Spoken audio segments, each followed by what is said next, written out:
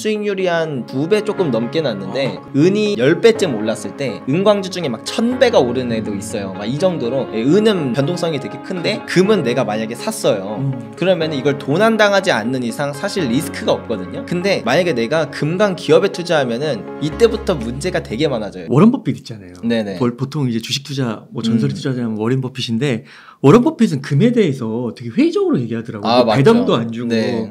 뭐 인플레이션 해지를 하는 것 같지도 않고 네. 이런 워런 버핏의 주장에 대해서는 좀 어떻게 생각하세요? 저는 워렌 버핏이 그렇게 생각할 만하다라고도 생각을 하고 또 뭐 당연히 투자자마다 각자의 스타일이 다 다른 거니까 누구는 성장주가 최고다, 누구는 가치주가 최고다, 뭐 어떤 사람은 트레이딩이 최고다, 가치 투자가 그렇죠. 최고다 이렇게 얘기하는 것처럼 그냥 그러한 관점의 차이라고 생각을 하고요. 그리고 제가 만약에 워렌 버핏이었어도 금을 투자하고 싶지 않을 것 같아요.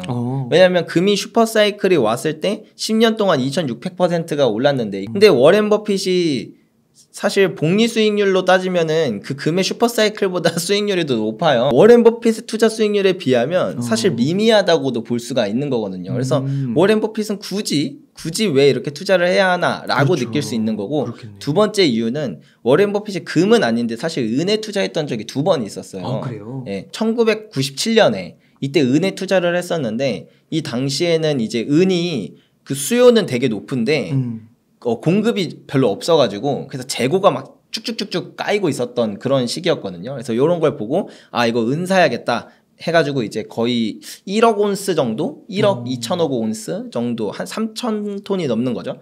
예, 그 정도의 실물 은을 진짜로 사서 그거를 이제 주주서한에서 밝혔었거든요. 버크셔에서의. 그렇게 투자를 해서 이제 나중에 2006년쯤에 팔았어요. 그러니까 사실 저도 은을 최고점에서 막 진짜 그 완전 꼭대기에서 팔 자신이 없어요. 저조차도. 근데 워렌 버핏도 그렇기 때문에 그 원래 최고점은 2011년이지만 그 전인 2006년에 팔았다는 거죠. 그래서 수익률이 한 2배 조금 넘게 났는데 그래요? 예, 거의 2006년이면 9년 동안 투자해서 2배 낸 거면 저는 다시는 하고 내가 워렌 버핏이었어도 안 하고 싶겠다라고 충분히 생각이 들만할 것 같아요. 예. 그런 또 역사가 있군요. 네. 그러면은 금은에 아까 이제 전반부에서 얘기해 주실 때 금에 대해 투자할 때 그 거래소나 뭐 중고시장이나 아니면 금은방 같은 데 가서 실물 발을 사는 거, ETF를 사는 거 뭐 이런 것들 소개해 주셨잖아요. 네네. 기업, 그러니까 금을 뭐 채굴하거나 금을 다루는 기업에 투자하는 거. 그것도 있죠. 예, 그런 주식을 사는 건 좀 어떻게 보세요? 일반적으로 생각하는 보통 그러니까 내가 만약에 금강주 투자해야지 해서 어디서 알아보고 나오는 그런 기업들에 투자를 했을 때 아마 거의 대부분 성과가 안 좋을 거예요. 그래요? 예. 왜냐면 이게 그럴 수밖에 없는 게 금은 내가 만약에 샀어요. 그러면 이걸 도난당하지 않는 이상 사실 리스크가 없거든요. 예, 근데 만약에 내가 금강 기업에 투자하면은 이때부터 문제가 되게 많아져요. 예를 들면 뭐 경영자가 방만한 운영을 할 수도 있고 그런 오너 리스크가 있을 수 있고 뭐 또 자금 조달이 안 돼가지고 뭐 회사가 망할 수도 있고 그러니까 이런 다양한 리스크들이 있다 보니까 이 기업은 그래서 사실 장기 투자로 끌고 가기가 되게 어렵거든요. 금강 기업은 금보다는 그래서 장기적으로 수익률을 두고 봤을 때 오히려 금강주보다 금의 수익률이 더 높아요. 그리고 이 금강 주식은 그래도 아무리 금을 캐는 기업이어도 결국 주식이기 때문에 경제위기가 오면은 가격이 막 어마어마하게 떨어진단 말이에요. 그래서 뭐 2008년 글로벌 금융위기 때는 이제 뭐 전 세계에서 가장 큰 금강 기업 뭐 뉴몬트 골드코프 마이너스 한 50몇 %. 예, 뭐 그렇게 떨어지고 근데 이제 금은 그거에 비해서는 한 마이너스 13%? 요 정도니까 이 손실 자체도 다르고 그러니까 리스크 자체가 너무 크고 장기적으로 봤을 때도 수익률이 더 안 좋아서 웬만한 금강 기업에 투자하는 건 사실 별로 추천드리진 않는데 다만 그나마 좀 추천드리는 거라고 말해야 될지 모르겠지만 좀 매력적인 거는 되게 작은 금강 기업들이 있어요. 막 되게 소형주들은 금이 뭐 예를 들면 한 10배 오를 때 걔네들 한 막 100배씩 오르거든요. 예, 워낙 작으니까 예, 금의 사이클 한번 터지면은 매출이 막 폭등해가지고 몇 배가 되는 거니까. 그죠. 예, 그래서 그런 금강 기업들이 있어서 차라리 만약에 저는 투자를 하실 거라면 예, 조금 더 리스크를 큰 기업이 돼 포텐셜이 크고 걔를 대신 포트폴리오의 되게 일부분 한 막 1, 2%요 정도로 가져가게 되면은 만약에 걔가 정말 파산을 해도 내가 잃는 거는 되게 미미하지만 만약에 그 정도의 정말 수익률이 나오게 된다면 내 전체 포트폴리오의 수익률을 와장창 끌어올려줄 수 있는 그런 애들을 위주로 좀 가져가는 게 낫지 않을까. 혹시 그런 애들, 그런 기업들 네. 혹시 기억나시는 거 있으세요? 예, 이 실버코프 메탈스라고 해서 SVM이라고 검색하시면 이제 티커가 나오는데 얘는 이제 은광 기업인데 되게 저렴하네요. 2.32달러. 네, 그러니까 되게 작은 기업이에요. 그렇다 보니까 그 은이 한 800%쯤 올랐을 때 얘는 8,200%가 상승을 했을 정도로.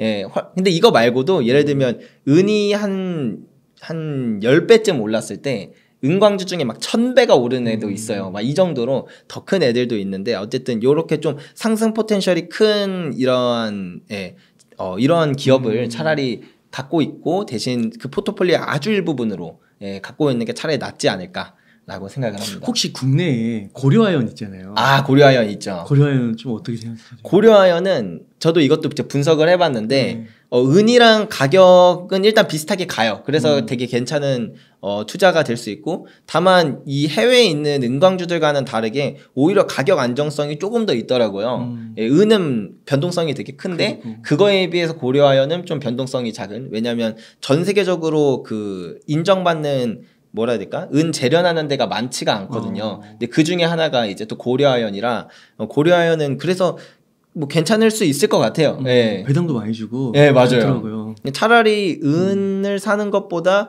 고려아연을 사는 게 어떤 부분에선 더 나은 점도 분명히 있을 거라고 생각합니다. 그 워런 버핏이 투자했다가 금방 판 그 베리골드인가요? 네. 그런 데는 좀 큰 거에 속하는 건가요? 네, 맞습니다. 베리골드도 전 세계에서 두 번째로 큰 그런 금강 기업이라서 그거는 뭐 미래를 확답할 수는 없겠지만 과거를 돌이켜 봤을 때 별로 좋지 않았다. 네. 그러니까 이게 뭔가 금과 은에 투자를 할 때 차라리 그런 좀 대형주에 투자하는 것보다는 차라리 그냥 실물 상품으로 나온 거, 상품인 골드에 그냥 투자하는 게 나은 거고. 네, 맞습니다. 근데 만약에 조금 뭐 수익률이나 이런 거를 좀 그리고 공부도 할 수 있고 미래에 좀 그런 걸 공부할 수 있다면은 좀 작은 거에 오히려 좀 집중하는 게 소액 담는 게 좀 필요하다. 네, 맞습니다. 그렇게 하면 접근하면 좋겠다. 네.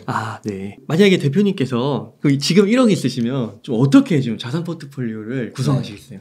저는 진짜 확고해요. 뭔가 자산이 커진다 그래서 제 전략이 바뀌거나 자산이 작아진다 그래서 더 공격적으로 가거나 하지 않아요. 그냥 제가 확신하는 자산, 확신하는 전략으로 그대로 하거든요. 그래서 금과 은에 일단은 지금은 다 넣어줄 것 같고요. 1억 다? 네. 왜냐면은 다양한 것들을 저는 매일 생각하는데 아무리 생각해도 지금 저의 결론에서는 여기에서 다른 걸 담기가 애매해요. 다. 그래서 금과 은으로 갈 건데 다만 그 단기적으로 경제위기에 대한 리스크가 좀 높아지고 있는 시점이다 보니까 은보다는 금의 비중을 조금 더 높게 그래서 한 6대4 금과 은의 비율을 한 6대4 정도로 좀 담지 않을까 싶습니다. 지금 약간 이제 경제 위기나 이런 게 있으니까 변동성이 은은 너무 크니까 요렇게 되면 좋은 게 만약에 경제 위기가 진짜 만약에 온다 안 오면 상관없는 거고 둘 다 어차피 가격 똑같이 가니까 안 오면 상관없는 거 만약에 온다라고 치면은 그 환율이 폭등하니까 우리나라 안에서의 금 가격도 같이 폭등을 하거든요. 근데 은은 하락률이 워낙 높다 보니까 가격이 우리나라 안에서도 꽤 많이 떨어져요. 그러면은 가격이 높아진 금으로 팔아. 예, 그 다음에 싸진 은을 더 많이 살 수 있는. 거기서 자산 배분이 들어가네요. 네, 맞습니다. 예, 요렇게 할 수 있는 또 그게 기회가 될 수 있어서 예, 요렇게 배분을 할 것 같습니다. 와, 그럼 지금 진짜 1억이 딱 있으면 금과 은에만 들어가시는 거예요? 예, 맞습니다. 와, 주식, 채권, 현금, 뭐 달러 이런 게 아니라 구리 뭐 이런 거 아니에요? 네네네. 그렇구나. 와, 금과 은. 그럼 금과 은이 지금 가격은 적당하다고 보세요? 너무 말도 안 될 정도로 저평가되어 있다고 생각해요. 그래요. 네. 왜냐면 이것도 뭐 비트코인도 비슷한 게 있긴 한데 그 채굴하는 데 드는 비용이 있잖아요.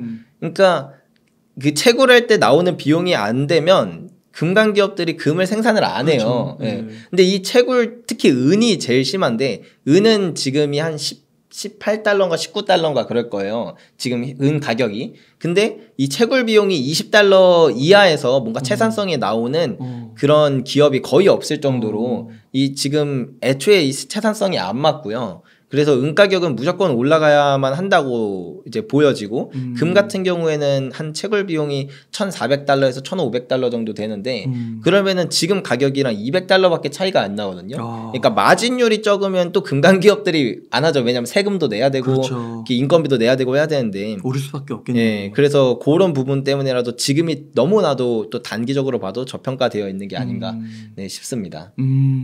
야, 이게 진짜 비트코인하고도 너무 구조가 비슷해서 비트코인이 만들어질 때 이 금의 네. 그런 생산 방식이나 금 가격이나 화폐로서의 본질 이런 걸 많이 좀 차용하고 좀 그런 게 아닐까, 벤치마킹 했던 게 그랬을 아닐까. 수도 있죠. 예. 혹시 이제 전반적인 질문을 이렇게 한번 다뤄봤는데 네. 좀 미처 말씀하고 싶으셨는데 못하신 그런 것들이 혹시 있으실까요? 이 금과 은뿐만 아니라 내가 어떠한 자산에 투자를 하더라도 반드시 횡보기도 거쳐야 되고 중간중간에 조정기도 분명히 찾아올 거예요. 네. 그래서 어떤 자산에 투자를 하더라도 이런 건 분명히 있는 거고, 그리고 그러한 기간 동안 사실 대부분의 투자자들이 다 떨어져 나가게 되거든요. 그렇죠. 그래서 저는 가장 중요한 거는 첫 번째로는 이 자산에 내가 왜 투자해야 되는지 알아야 되는 건데, 두 번째는 이 자산이 그러니까 과거를 돌이켜봐서 최대로 만약에 내가 정말 최악의 순간에 얼마까지 손실을 날 수 있는 자산인지, 그리고 그런 조정기를 거치면 최대 얼마까지 버텨야 되는 시기가 나한테 찾아올 수 있는 건지 이런 것들을 알아볼 필요가 있다. 금과 은 같은 경우에는 그게 최대 3년까지도 그런 조정기가 얼마든지 올 수 있는 자산이기 때문에 그런 것들을 충분히 인지하고 가야 또 매 맞을 때도 나 이제 때린다라고 하고 알고 맞는 게 좀 더 덜 아프지 않나요? 예, 그런 것처럼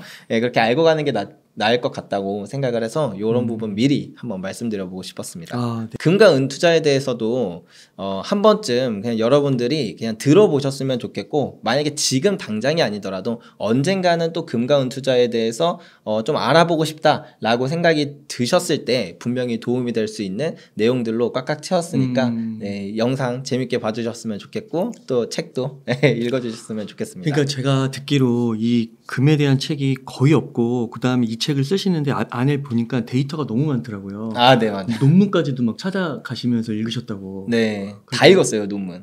네, 거의 다 읽었어요. 야, 그러니까 진짜 이 골드플레이션 이것도 책 쓰는 보통 기간이 제가 보통 저자분들이 짧게는 1개월에서 막 3개월 정도는 쓰신다고 하는데 이게 아마 이게 되게 생소한 거라서 좀 기간도 좀 더 걸리셨다고. 네, 맞습니다. 8개월 정도. 그래서 시청자분들께서 한번 진짜 한번 꼭 읽어보신다면은 이게 금 투자가 은 투자가 정말 이런 거구나. 그리고 아까도 제가 되게 감명 깊었던 게 이게 금과 그걸 단지 투자 자산으로 바라보는 게 아니라 화폐의 역사, 진짜 돈이라는 그런 관점에서 한번 역사를 훑을 수 있다는 거. 그런 것도 굉장히 큰 투자할 때 인사이트를 주지 않을까. 네, 그런 걸 좀 느끼게 되었습니다. 예, 대표님 감사드립니다. 그러면 제가 마지막 멘트 하고 마치도록 하겠습니다. 이렇게 해서 골드플레이션의 저자이신 양배리 조규원 저자님을 모시고 이야기를 나눠봤습니다. 긴 시간 동안 유익한 인사이트 많이 나눠주셔서 감사의 말씀드립니다. 오늘 고생 많으셨습니다. 네, 감사합니다.